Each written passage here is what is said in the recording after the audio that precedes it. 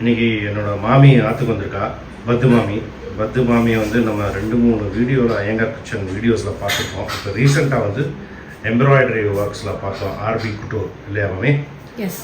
அந்த மாமி வந்து ஆற்றுக்கு வந்திருக்கா, ஒரு இன்ட்ரெஸ்டிங் ரெசிபி பண்ணி காமிக்க போகிறா. மாமி எப்படி இருக்கா மாமி? எஸ், நல்லா இருக்கேன்ப்பா. மாங்காய் வெள்ளத்தொக்கு. மாங்காய் வெள்ளத்தொக்கு. ஸோ இது வந்து நம்ம சாதத்துக்கு பசஞ்சு சாப்பிட்டுக்கலாம், மோஞ்சாத்துக்கு போட்டுக்கலாம். ஆமாம், சப்பாத்தி தோசை இதுகளுக்கெல்லாம் தொட்டுன்னு சாப்பிட்டுக்கலாம். என்னென்ன எடுத்து வச்சுருக்கேன்? மாங்காய், உப்பு, மிளகாய் பொடி கொஞ்சம், கடுகு, வெந்தயம், வெந்தயப்பொடி, பெருங்காயம், நல்லெண்ணெய். ஆமாம், அதுக்கு ஸ்வீட்டுக்கு ஏற்றாப்புல வெள்ளத்தை பொடி பண்ணி வச்சுருக்கு. ஓகே. அளவு வந்து கிட்டத்தட்ட எப்படி ஒரு இது வந்து மாங்காய் வந்து எவ்வளோ? ஒரு மாங்காயா? 3 மாங்காய். 3 மாங்காய். எந்த மாங்காய்? அந்த கல்லாமக்காய். கிளிமுக்கு மாங்காய். ஆமாம், கிளிமுக்கு மாங்காய். 3 மாங்காய்க்கு சர்க்கரை வந்து ஒரு 2 ஸ்பூன் 3 ஸ்பூன் போட்டுக்கலாம். போதும், நமக்கு வேணுங்கிற ஸ்வீட்டுக்கு ஏற்றாப்புல. ஓகே.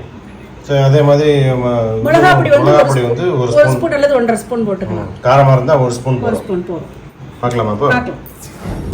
இப்போ என்ன மாமி இது? நல்லெண்ணெய் காயணும். நல்லெண்ணெய் கொஞ்சம் காய்ஞ்ச உடனே கடுகு போட்டு, பெருங்காயம், கடுகு போட்டு. கடுகு மாமி என்ன பொடி பண்ணி வச்சிருக்கீங்க? அது என்ன பொடி? அது வெந்தயப்பொடி. இது வெந்தயப்பொடி. கடுகும் வெந்தயத்தையும் வறுத்துட்டு வெறும் வாணலியில் வறுத்து அது பொடி பண்ணி வச்சுருக்கலாம். இந்த பொடி வந்து எல்லாத்துக்கும் யூஸ் பண்ணிக்கலாம். மாமி வந்து மசியலுக்கு போடுறா, சூப்பராக இருக்குது. அப்படியா? எல்லா மசியலுக்கும் போடலாம். கத்திரிக்காய், பரங்காய் போட்டு புளி விட்டு ஜலம் விட்டுட்டு பச்சை மிளகாய் தாளிச்சு போட்டுட்டு இது ஒரு ஸ்பூன் போட்டுடலாம்.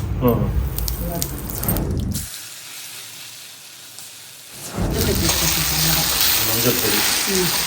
இது வதக்கிட்டு இருக்கும்போது தேவையான அளவு உப்பு சேர்த்துடலாம். ஏன்னா ஜலமெல்லாம் இதில் எதுவும் விடுறது கிடையாது, அதனால அந்த உப்புல இருக்கிற ஜலத்தோட இது நல்லா வதங்கிடும். அதுக்கு தான் இது ஸ்டோர் பண்ணணுமா மாமி? நல்லா ஸ்டோர் பண்ணிக்கலாம். ஃப்ரிட்ஜில் வைக்கணுமா? ஃப்ரிட்ஜில் வச்சுக்கலாம். ஃப்ரிட்ஜில் வச்சா நல்லா 1 மாதம் வரைக்கும் கூட கிடையாது. இது காரமாக இருக்குன்றீங்களா? இருக்கும், காரமாக இருக்கும். ஒரு 1 ஸ்பூன் போதும். பச்சை வாசனை போகிற வரைக்கும் அது வதங்கணும். கொஞ்சம் இதாக அதுக்கப்புறம் வெல்லம் போட்டுட வேண்டியது. ஆமாம், நான் கொஞ்சம் அசந்த நேரத்தில் மாமி கொஞ்சம் வெல்லம் போட்டேன். இப்போ இன்னும் கொஞ்சம் வெல்லம் ஆட் பண்ணியாச்சு. ஸோ மாங்காய் வெள்ளத்தொக்கு. இப்போ தான் வந்து மாமி, நான் இப்போ எங்கே போயிருந்தேன்னா மாமா கூப்பிட்டாப்போ மாமி என்ன பண்ணுறா, இது வாசனை வருது சென்னையில் அப்படின்னு கேட்டால் மாங்காய் வெள்ளத்தொக்குன்னு சொல்லிட்டு வந்தேன். வாசனை அங்கே வருது மாமி, பெங்களூர்லேருந்து சென்னைக்கு போகிறது தான். காரம், உப்பு, இனிப்பு எல்லாம் இருக்கு மாமி. இது வெந்தயப்பொடி போட்டு அரைக்கணும்.